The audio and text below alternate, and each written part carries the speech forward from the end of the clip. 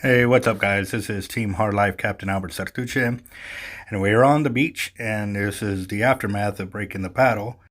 We gave a shout out, and we had some of our fishing buddies offer up their paddles to come drop them off to us since we were down beach. And one of our buddies, Tim Merchant, and his wife came out to join us and said, "Hey, man, they would drop a drone bait for us." And we were like, hey, why not? Why not set it up and let him run his drone out there to get a bait out? He's like, well, I can, only do a certain distance. We're like, a bait in the water is better than nothing at all. Gotta bite.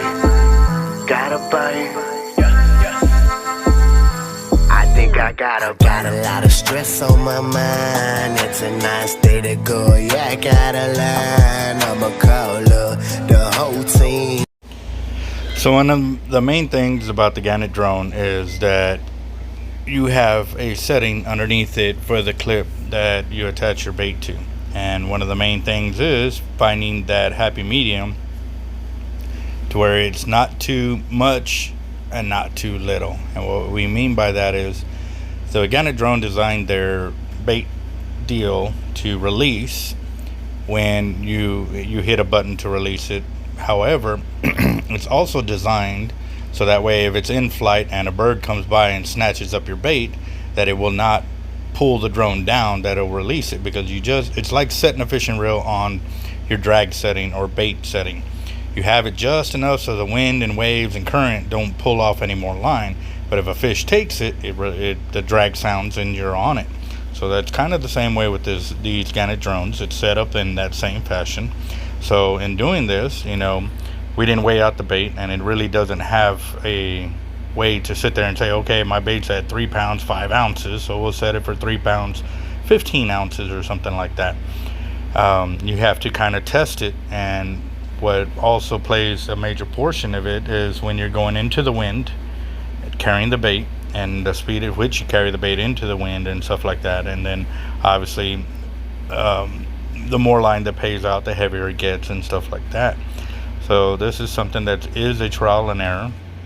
So while getting all this set up, after he had already zeroed out the drone, which basically means wherever you decide to launch the newer drones, that you have to calibrate it so that way it knows where home is. So by doing this, he ensures that his drone will not fall into the water and it will actually return to base. And that's kind of one of the good things too with the Gannet Drone setting, that it has that ability that you can switch it to where it comes home. But what he was also doing was toward the end, because we did have a lot of kids in the camp and stuff like that, is he would take over the drone and ensure that wherever it landed, there was no kids around. Kids will be kids. Sometimes they don't want to listen when we're trying to help them and stuff like that. So right here, he is setting it up, and we're going to get it rigged out, and let's see if we can get this bait out.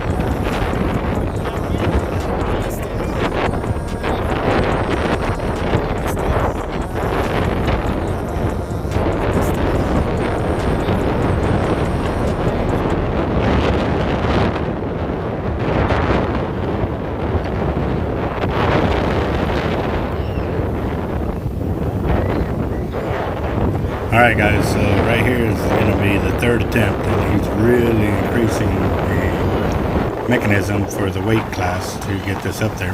And yep, let's see how this does, and we'll really be able to get a good idea of what these Gannet drones can actually do and stuff like that. And mind you, we are putting out a wing from a Kauno Stingray with a 12-ounce weight on this one, and it was either a 12 or a 16 ounce with 1/8 gauge stainless steel surf weight. These are provided by Hard Lives Bait and Tackle, which is our shop. So it is our drone leader as well. We have a 3-way swivel set up at the beginning of the leader over here, because this is kind of the way everybody's doing it, and we are paying attention to that. But we've got something else planned for when we upgrade. But we are taking in all the knowledge that everybody has and what they're doing and what they're experimenting with on the different size drones, different size baits, leader setups and stuff like that. So we are really staying in tune with all of that, and really gonna watch our how we're actually gonna do it, because it's gonna be, you know, the next evolution that we do take if once we make this jump. Because obviously if I'm going to do it, I'm going to do it right the first time, to where it can keep me running the monster baits I like to run and stuff like that. Because right now we are still limited on the size of bait we can take out. And if y'all seen before, sometimes I love running big old monster baits, you know, 30 pounders, 50 pounders and stuff like that. And this is the thing we're running into. It's just the high surf, high winds, big current and stuff like that. And you know, this is one of the safer ways that everybody's getting into with the Gannet drones, and for sure it really does make a difference when you don't have to get out and get wet. And then with all the light you can see from the drone, you can actually see exactly where it's going. There's on the pad itself, that, or the controller board, it tells you how far out it's going, what height it is flying at, and yes, it gives you all that information. And with that being said, you can really set your baits out there at exactly 200, 400, 600, you know, 650, 700 yards. And by doing that and knowing exactly where you're dropping your bait, when you do hook up and you send out another one, you'll be able to drop it in that same exact location. And that's something that I've always taught as well, that when we're fishing and we're casting out, remember where you cast out at, because a lot of times when you land in that same spot, you'll hook up again and you'll continuously keep hooking up, because a lot of times the fish are congregating in that area, or something is pulling them to that spot. And if you zone in on one, then you will be good to go, and we'll be able to get it set up. So we're definitely interested in looking at this and really, you know, taking it to the next level. And you know, this is going to be a trial and error for us, as it always is when you take on something new. It's not always simple as ABC, you know. You're gonna have some square roots, you're gonna have some pies in there, you're gonna have some circle backs. Yep. So we are really looking forward to how this is gonna grow